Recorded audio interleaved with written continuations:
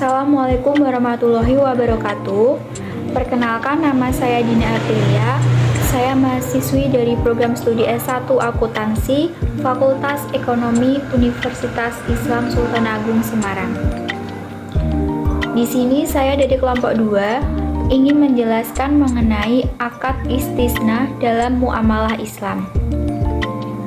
Video ini saya buat untuk memenuhi tugas dari mata kuliah Islam dan Disiplin Ilmu yang diampu oleh Bapak Dr. Andes Haji Bejo Santoso, MT PhD. Adapun anggota dari kelompok 2, yang pertama ada Christine, yang kedua saya sendiri Dina Aprilia, yang ketiga Poppy Wulansari, yang keempat Videla Putri Izati, yang kelima Nurul Faridatul Isma, dan yang keenam Naila Hafizo. Yang pertama yaitu definisi istisna. Istisna adalah akad jual beli dalam bentuk pemesanan pembuatan barang tertentu dengan kriteria dan persyaratan tertentu yang disepakati antara pemesan atau pembeli, atau disebut dengan mustasni, dan penjual atau sani.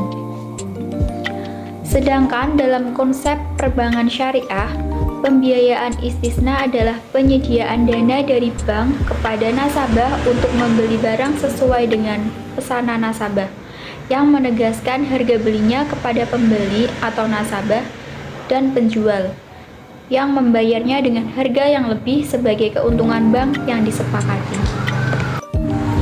Yang kedua yaitu dasar hukum jual beli istisna.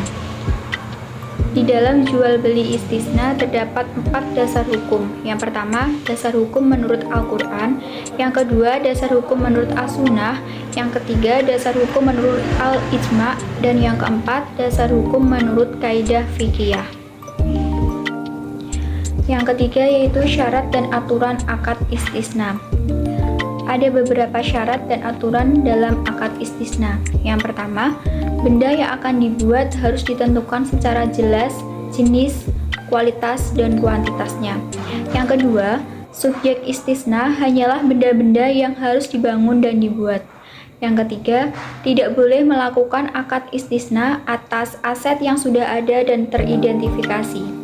Yang keempat, harga dalam akad istisna harus diketahui pada saat pelaksanaan akad. Yang kelima, pada prinsipnya, harga tidak dapat dinaikkan atau diturunkan secara sepihak setelah diselesaikan dalam akad istisna. Yang keenam, dalam akad istisna diperbolehkan untuk menunda seluruh harga atau mencicilnya dalam jangka waktu yang tetap dan diketahui. Selanjutnya yaitu rukun istisna. Ada 4 rukun yang terdapat pada akad istisna. Yang pertama, penjual atau sani. Tugas sani dalam jual beli istisna adalah membuat atau menyiapkan pesanan sesuai kriteria. Mereka berhak menerima pembayaran sesuai harga barang, baik secara tunai maupun cicilan. Yang kedua, pemesan atau mustasni. Peran pemesan dalam akad istisna adalah sebagai pihak yang memberi kriteria pesanan atau melakukan pembayaran. Contohnya, misal Anda memesan blus kepada penjahit dengan kriteria berbahan kain satin berwarna biru, bermodel kerah tinggi dengan akses renda di dada. Setelah penjahit menganggupinya, Anda berhak membayarnya secara tunai. Yang ketiga yaitu ijab kabul. Ijab kabul adalah pernyataan dari penjual dan pemesan yang membentuk suatu akad. Yang keempat, objek akad atau masnu. Objek akad istisna adalah barang yang dipesan. Agar transaksi dapat dilakukan, maka harus ada kejelasan terkait antara apa dan bagaimana wujud pesanan. Selanjutnya yaitu ketentuan hukum istisna. Selain rukun dan syarat istisna, pelaksanaan akad ini juga harus berlandaskan aturan-aturan hukum nasionalnya, yakni menurut SAK Etap dan PSAK nomor 104 tentang akuntansi istisna. Beberapa ketentuan tersebut adalah: yang pertama, saat akad dilakukan, spesifikasi dan harga barang harus sudah disepakati. Yang kedua, harga barang tidak boleh berubah kecuali atas kesepakatan kedua belah pihak. Yang ketiga, spesifikasi harus jelas terkait jenis, mutu, ukuran, dan jumlahnya. Yang keempat, akad tidak dapat dibatalkan, kecuali atas kesepakatan atau kondisi yang menyebabkan batal demi hukum. Yang kelima, jika nasabah tidak mewajibkan bank membuat sendiri pesanannya, bank dapat menggunakan istisna paralel, yaitu meminta pihak lain untuk membuatnya. Kemudian ada jenis-jenis akad istisna. Di dalam akad istisna terdapat dua jenis akad. Yang pertama, istisna klasik. Jenis istisna ini hanya melibatkan dua belah pihak yang mengadakan kontrak, yaitu pembeli yang dikenal sebagai mustasni dan juga penjual yang dikenal sebagai produsen dan sani. Yang kedua ada istisna paralel. Akad istisna paralel melibatkan tiga pihak dan terdiri dari dua kontrak terpisah. Kontrak yang pertama adalah antara pembeli akhir atau nasabah dan penjual atau bank syariah, di mana bank syariah sebagai penjual yang bertanggung jawab untuk menyerahkan aset kepada pelanggan sesuai dengan spesifikasi yang telah diberikan. Kontrak yang kedua adalah antara bank syariah, yaitu sebagai pembeli dan pembuat aset. Selanjutnya yaitu skema akad istisna. Nah, gambar di atas merupakan skema dari akad istisna. Di dalam skema tersebut terdapat mekanisme pembayaran akad istisna yang harus disepakati dalam akad tersebut. Caranya yang pertama, pembayaran di muka secara keseluruhan atau sebagian setelah akad, namun sebelum pembuatan barang. Yang kedua, pembayaran saat penyerahan barang atau selama dalam proses pembuatan barang. Cara pembayaran ini dimungkinkan adanya pembayaran termin sesuai dengan progres pembuatan aset istisna. Yang ketiga, pembayaran ditangguhkan setelah penyerahan barang. Dan yang keempat, kombinasi dari cara pembayaran di atas. Selanjutnya ada praktek istisna dalam perbankan. Dalam praktek perbankan, akad istisna diterapkan dalam beberapa produk seperti perumahan, apartemen, serta gedung perkantoran. Contoh kasus istisna dalam perbankan misalnya sistem kredit pemilihan rumah atau KPR.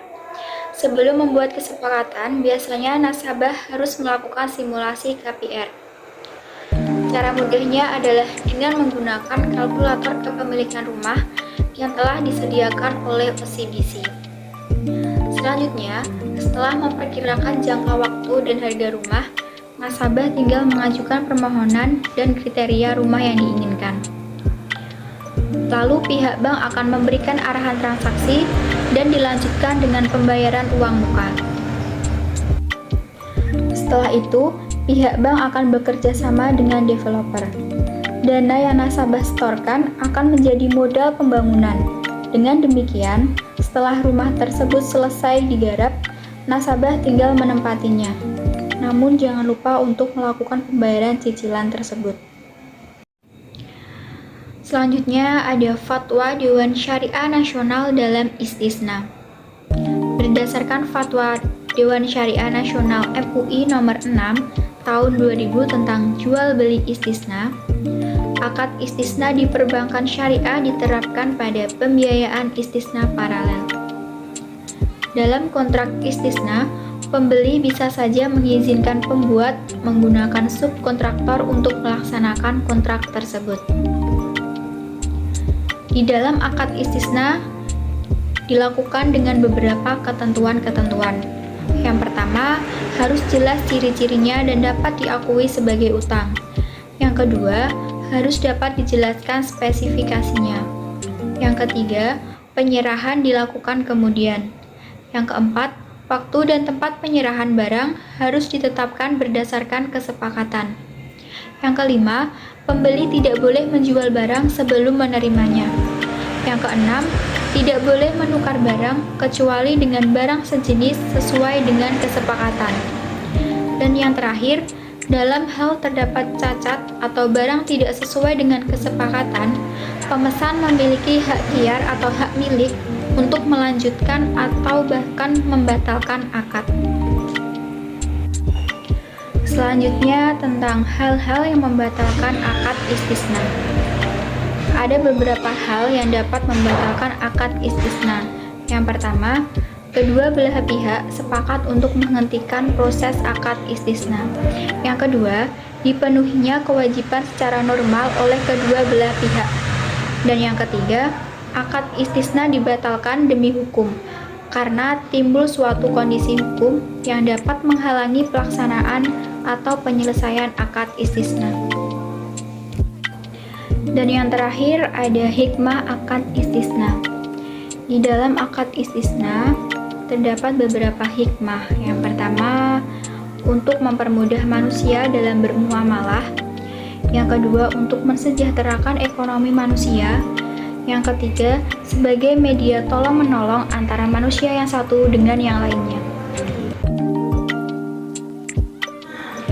Sekian video penjelasan saya mengenai akad istisna dalam bermuamalah Islam. Semoga dapat bermanfaat, dan apabila ada kesalahan mohon dimaafkan. Wassalamualaikum warahmatullahi wabarakatuh. See you.